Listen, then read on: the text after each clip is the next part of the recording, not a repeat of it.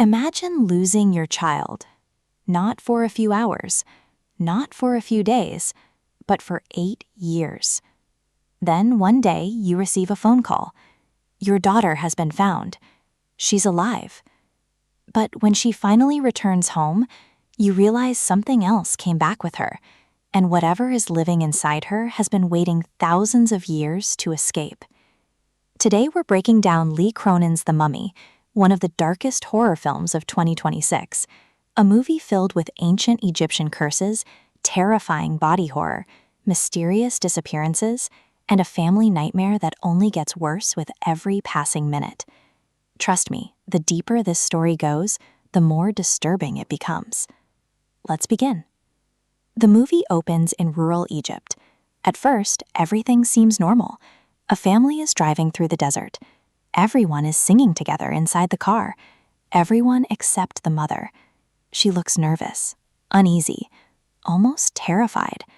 Something feels wrong. And moments later, we discover why. Back at their home sits an ancient stone structure hidden beneath the property, deep underground, locked away, protected for centuries. Inside is something ancient, something evil, something that should never be disturbed. The film doesn't explain much yet. Instead, it lets the mystery build. And before we can learn more, the story shifts to another family, this time an American family living in Cairo. Meet Charlie Cannon, a journalist obsessed with his career, his wife Larissa, their son Sebastian, and their young daughter Katie. At first glance, they're an ordinary family, but subtle cracks already exist beneath the surface. Charlie loves his family, but work always seems to come first. Even during simple moments with his children, his attention drifts back towards his job. Katie, however, doesn't seem bothered. She's a bright, curious little girl, independent, adventurous, the kind of child who trusts people easily. And unfortunately, that's exactly what makes her vulnerable. One day, while her parents are busy, Katie begins spending time with a mysterious woman who lives nearby. The woman is known only as the Magician. At first, she appears harmless, friendly, kind.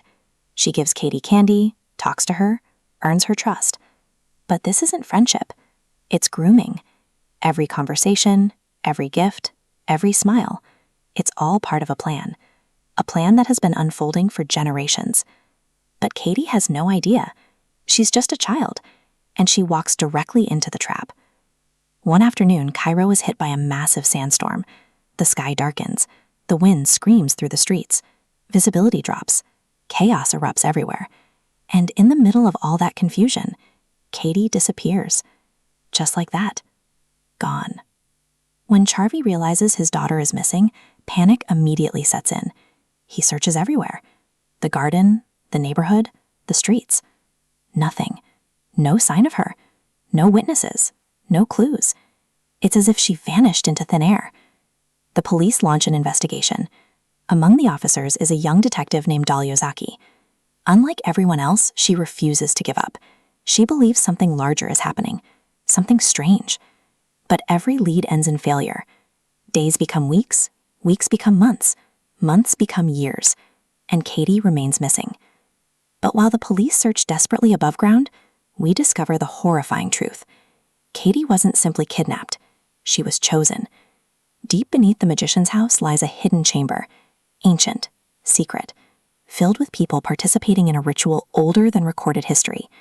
This is where we finally learn about the true evil lurking behind the story, an ancient demonic entity known as the Nasmaranian.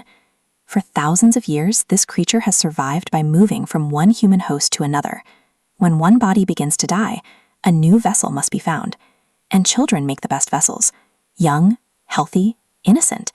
They can contain the demon longer than adults, which is exactly why Katie was taken. The ritual is horrifying. Katie is brought into the underground chamber, terrified, crying, begging to go home. But nobody helps her. Nobody stops what's happening. The magician recites ancient words passed down through generations. An insect crawls from a cursed piece of fruit and enters Katie's body. That is only the beginning. The true transfer soon follows. The Nasmaranian leaves its old host and enters Katie. The ritual succeeds. The demon has found its new home. And from that moment forward, Katie's life effectively ends. To keep the demon imprisoned, The guardians follow an ancient procedure. Katie is wrapped in magical bandages covered in sacred inscriptions. She's placed inside a coffin, buried alive, and hidden away from the world. Not because she's dead, but because she's now carrying something far worse, something that cannot be allowed to escape. Years pass. Katie remains trapped, alone, forgotten, slowly deteriorating inside her ancient prison. Meanwhile, her family continues searching, refusing to abandon hope, especially Larissa. Every year she keeps Katie's memory alive. Every year she prepares for the possibility that her daughter might come home. Everyone else begins moving on, but not Larissa. Never Larissa. She refuses to believe her daughter is gone forever. And surprisingly, she's right. Because 8 years ago, something impossible happens. A passenger plane suddenly crashes in the Egyptian desert. Emergency crews rush to the scene. Bodies are everywhere. Twisted metal covers the landscape. But investigators discover something strange. Among all the destruction sits an ancient sarcophagus, completely untouched. No burn marks, no damage, nothing. It's as if the crash happened around it, not to it. Curious officials decide to open the coffin, and what they discover inside changes everything, because lying within the ancient tomb is Katie Cannon, alive, barely breathing, wrapped in ancient cloth, her skin pale, her body damaged, her eyes empty, but unmistakably alive. 8 years after disappearing, Katie has finally been found. But what happens next changes everything, because bringing Katie home may be the worst mistake anyone could make, and neither her family nor the world is prepared for what has been living inside her all these years. Katie is brought back to her family in Albuquerque. At first, it feels like a miracle. Larissa breaks down in tears. Charlie can't believe it. Sebastian just stares, confused. But something is wrong. Katie doesn't speak, doesn't react normally. Her body seems damaged, like something inside her is slowly breaking out. Doctors sedate her constantly. They warn the family, keep her calm, no sudden stress. But the truth is worse. Katie is not recovering. She is changing.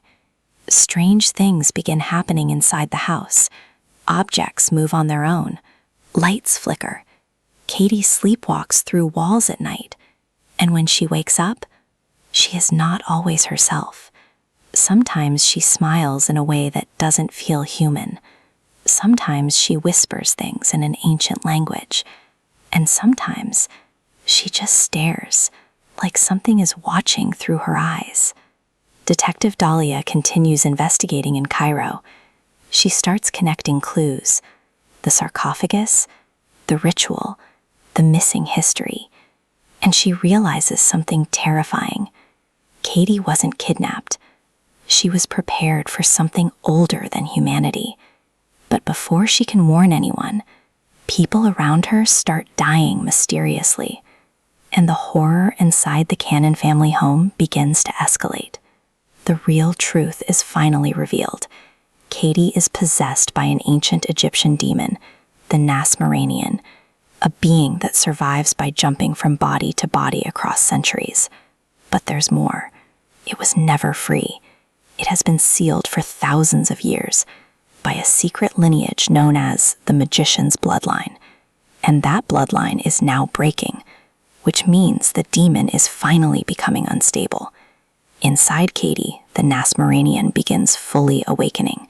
Her body becomes a battlefield. The final act begins. Katie is no longer human.